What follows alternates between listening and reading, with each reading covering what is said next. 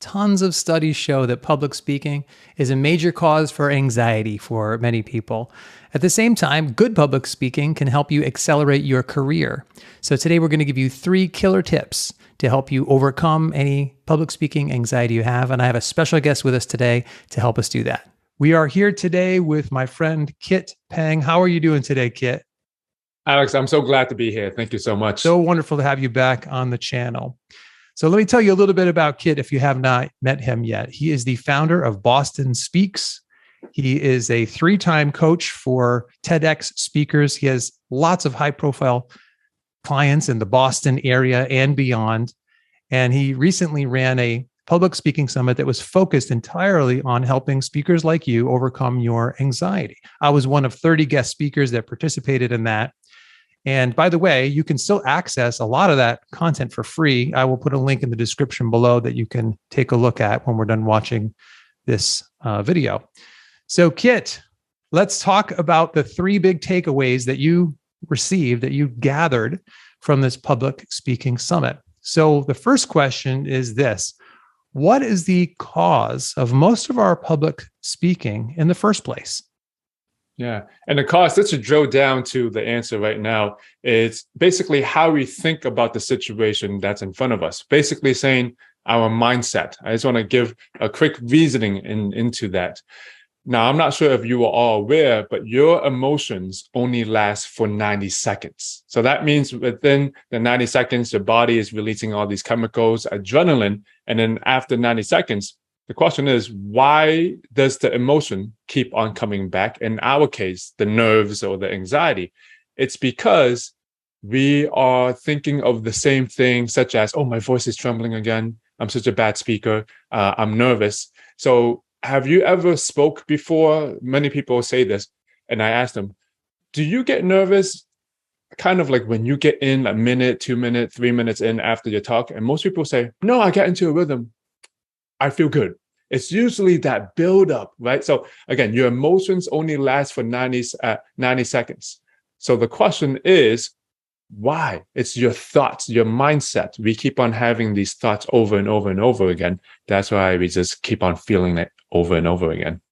That's exactly right. I've experienced the same thing. The emotions start to fade away, but then when you start thinking those thoughts again, it makes the anxiety surge up again. So if it's our mindset, how do we get to the bottom of what's making us tick inside? How do we explore that more?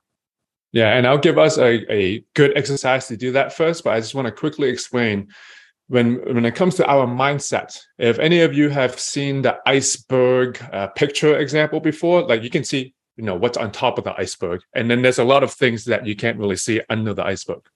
So when it comes to the thought side of things, it's really, do you know what you're conscious that you're thinking about? For example, people might say, my voice is trembling. Oh, it's trembling again.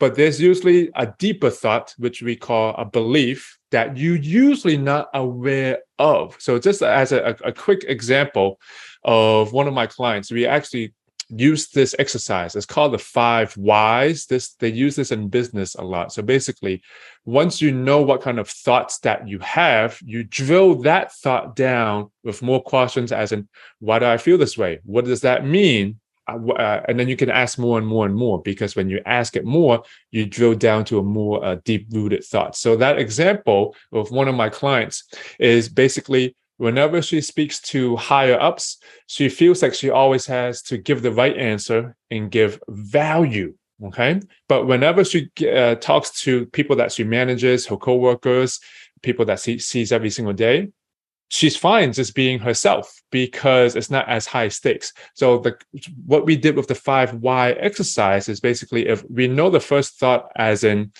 oh, I feel so nervous. I always, I have to always up my game when I'm speaking to executives because the stakes are high. And I ask, why do you feel like you always have to be at the top of your game? And then she would answer something like, well, if I don't give value, people will look down on me. People will see maybe that I'm incompetent. And then here's another question that you can do on your own. So when you ask another question, you want to ask another question based off of what you said. Mm-hmm. Okay. So another question I could ask would be, so are you saying if you don't know what you're talking about, that you will seem incompetent. And then, we can go dig down and dig down and dig down and dig down further. But that's just a Right. quick example of the 5 why, a 5-question exercise to what we're doing with the mindset piece. Right.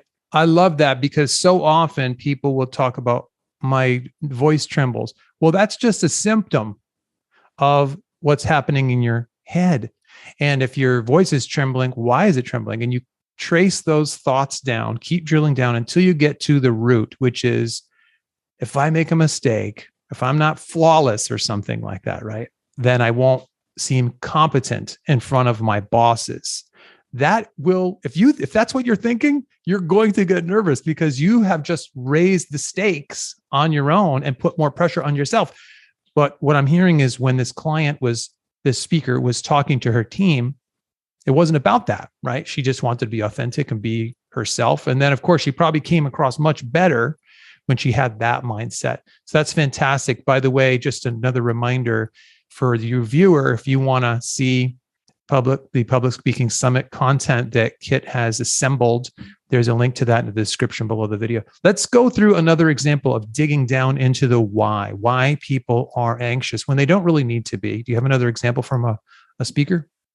Yes. And so this other client that I work with, here's the thing. He was at some event a long time ago, and he saw another speaker. Okay.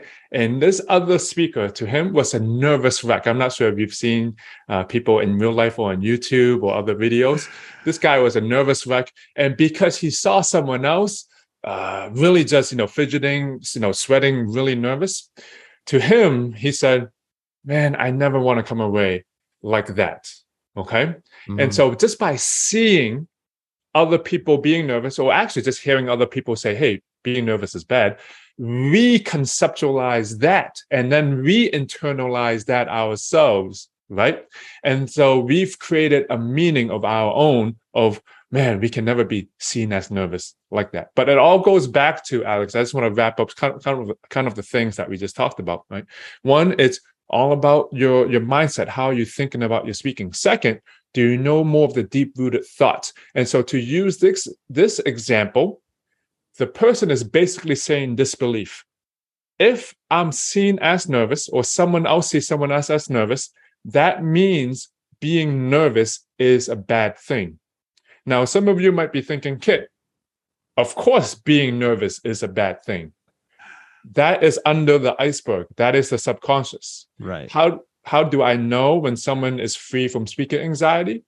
We're able to work through all of the beliefs that's causing speaking anxiety in the first place. Just like that one, being seen as nervous is a bad thing. And just a quick thing, you were mentioning the Fearless Public Speaking Summit. The main reason we're having that summit is because if you want to be a better speaker, we are stuck usually with our own mindset. And so we have 30 amazing speakers, Alex himself and other great speakers, showing you about how they think about their nerves and about their speaking. So that's one of the main reasons why we have that summit in the first place. But I'm going on here, Alex. Give it back to you. No, that's great. I believe that we all need role models. And if we can hear that people who have gone before us have conquered this and managed this successfully, it's really inspirational to hear them overcome that. So just to recap before we get to the third tip, and this is really a sequence of 3 steps. Yeah. The first thing, you have to realize that your inner world is driving your anxiety, your mindset, your thought patterns, and is pushing those emotions. Secondly, you have to drill down by asking good questions. Why, until you get down to the root cause, that belief that triggers your anxiety all the more. So now we get to the third tip, and that is, how can we go about starting to improve our mindset so that we can overcome those limitations? To improve your mindset, this is something that took me a while to really grasp the concept of, is to really understand the way that we are looking at a situation is only a way, it's only our way that we're used to looking at the situation. The key is knowing how to keep an open mind. Now, when I say that, many of you might think, Kit, I have an open mind already. but it's learning how to have an open mind and look at all different perceptions of it. There's a great quote that I want to share with you, Alex, and the rest of the listeners. I forgot who said this. I read this online somewhere. And the person said, your mind is like a parachute. If it's not open, it doesn't work. Being able to see different perspectives about the situation that you're in will set you free from speaking anxiety. It's really as simple as that. That's great. One of the things as you're talking, I'm thinking about, well, what's my mindset? How did I get over it? Because I get a little nervous, but just the normal amount. Anxiety does not hold me back from public speaking anymore. And one of the decisions I made, the new thought I have that I adopted a while back was, this is all just practice. I view every single public speaking situation I've ever been in as practice for the next one. I have been right in front of clients, high paying clients, and I still say to myself, it's just practice. It's just practice. And so the fact that it's practice relaxes me because I practice my public speaking a ton. It's just one more practice. And it really frees me then to improvise a little bit, to be myself, to be spontaneous and let my personality shine through rather than letting that anxiety come through. So I just want to remind the viewer one more time that you can access a lot of that content for free from Kit's Public Speaking Summit on anxiety and gaining more confidence. And Kit, did you want to give me a quick description of that before we sign off? Yeah, so the Fearless Public Speaking Summit is all about helping you become a more confident speaker and knowing how to break free from speaking anxiety by understanding the mindsets and strategies of some of the best speakers in the world. Wonderful. There's a link below. Like I mentioned, Kit, thanks for coming back on the channel and spending some time with us today. Alex, thank you so much. Pleasure being here. Thank you so much. See you all later. Take care. Bye-bye.